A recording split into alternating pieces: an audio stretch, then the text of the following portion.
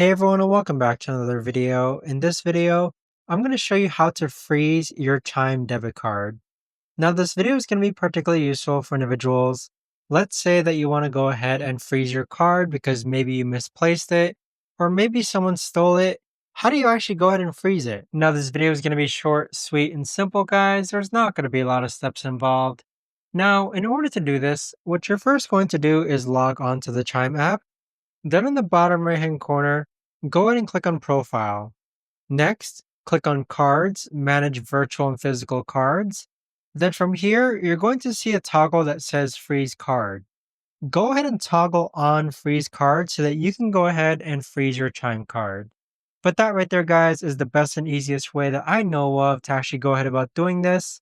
If you guys know of a better or easier way to actually do this, let me know in the comments down below. I would love to know. Thanks so much for watching everyone, and I'll see you guys all in the next video.